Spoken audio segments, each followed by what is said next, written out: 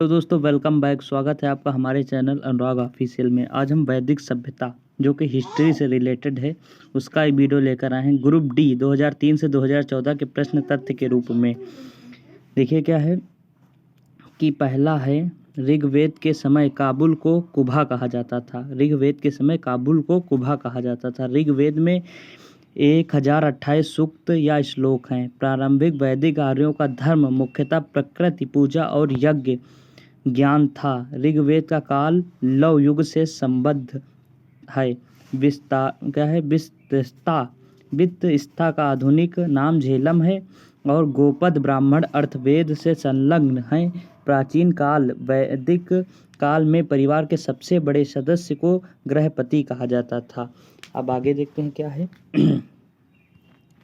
आगे है कि सिंधु घाटी स्थल कालीबंगा घग्घर नदी के तट पर स्थित था। सिंधु घाटी स्थल कालीबंगा घग्घर घग और घर नदी के तट पर स्थित था और सिंधु घाटी सभ्यता का स्थल लोथल गुजरात के अहमदाबाद जिले में स्थित था। सिंधु घाटी सभ्यता का स्थल लोथल जो कि गुजरात के अहमदाबाद जिले में स्थित है, वहीं पर सिंधु घाटी सभ्यता का स्थल था। और चंद हुदड़ों से किसी दुर्ग का अस्तित्व नहीं मिलता है। चंद हुदड़ों से किसी दुर्ग का अस्तित्व नहीं मिलता है।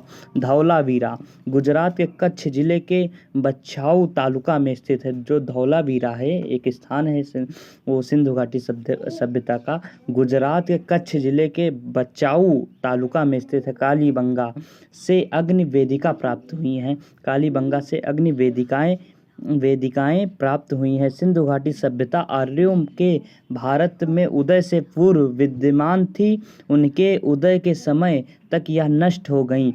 और धौलावीरा लोथल कौशंबी तथा कालीबंगा में से कौशंबी स्थल नदी घाटी सभ्यता से संबंधित नहीं है। हड़प्पा कालीन घर ईंटों के बने थे। जो हड़प्पा कालीन घर थे वो ईंटों के बने थे, तब भी ईंट चलती थी। मेसोपोटामिया के साथ सिंधु घाटी सभ्यता के लोगों का व्यापारिक संबंध था। जो मेसोपोटामिया के साथ वहाँ के लोग थे, सिंधु घाटी सभ्यता के लोग, उनका पर व्यापारिक संबंध था। गन्ना, सरसों, तिल, जौ में से गन्ने का स्रोत सिंधु घाटी सभ्यता में नहीं मिला। मतलब गन्ने का स्रोत सिंधु घाटी सभ्यता में नहीं मिला था। लोथल, कालीबंगा, नागार्जुन, कोंडा तथा रोपड़ में से हड़प्पा सभ्यता के अवशेष नागार्जुन कोंडा से प्राप्त नहीं हुए थे।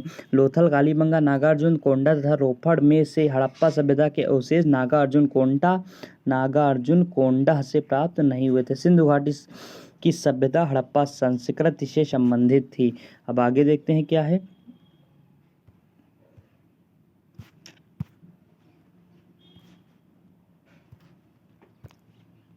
आगे है, प्राचीन भारत में ग्राम भोजक गांव के मुखिया को कहा जाता था। जो प्राचीन भारत में ग्राम भोजक गांव के मुखिया को कहा जाता था। उपनिषद की रचना उत्तर वैदिक काल में की गई थी। जो उपनिषद की रचना थी वो उत्तर वैदिक काल में की गई थी। और यह वेद ब्राह्मण ग्रंथ हरण या व उपनिषद वैदिक साहित्य है, जबकि जातक कथा बौद्ध साहित्य से संबद्ध है। और प्राचीन भारत में आश्रम व्यवस्था विभिन्न जिम्मेदारियों के साथ 4 चरणों में मानव जीवन का काल का विभाजन था। और ऋग्वेद में निहित गायत्री मंत्र सविता को समर्पित था। जो ऋग्वेद में निहित गायत्री मंत्र आजकल हम लोग करते हैं वो सविता को समर्पित था। न्याय, वेदांत, योग एवं सांख्य में से सांख्य प्राचीनतम है। ऋग्वेद काल में बहुपतित्व विवाह प्रचलन में नहीं था। जो बहुपतित्व विवाह था वो प्रचलन में नहीं था। ऋग्वेद में 10 प्रकार के शायद विवाह दिए गए हैं। और अब आगे देखते हैं। एतरेह बीजासेना कृष्णा कर्णामृत में से एतरेह एक उपनिषद है। संसार ईश्वर है और ईश्वर मेरी आत्मा है, उपनिषदों में कहा गया है। संसार ईश्वर है और ईश्वर मेरी आत्मा है, यह उपनिषदों में कहा गया है। प्राचीन भारत में अश्वमेध यज्ञ राजा की श्रेष्ठता को स्थापित करने के लिए किया जाता था। जो अश्वमेध यज्ञ है वो राजा की श्रेष्ठता स्थापित करने के लिए किया जाता था। आश्रम व्यवस्था में ब्रह्मचर्य को प्रथम चरण माना जाता था। आश्रम व्यवस्था में ब्रह्मचर्य को प्रथम चरण माना जाता था। प्राचीन भारत में वर्ण व्यवस्था के अंतर्गत वैश्य की भूमिका व्यापार और कृषि कार्य संपन्न करना था। ब्राह्मण, क्षत्रिय, वैश्य व शूद्र 4 भारतीय वर्ण हैं, जबकि वैश्विक वर्ण नहीं है। किंवदंती राजा भरत, जिनके नाम पर हमारे देश का नाम पड़ा, के पिता का नाम दुष्यंत था। भारतीय दर्शन मीमांसा के संस्थापक जैमिनी को कहा जाता है।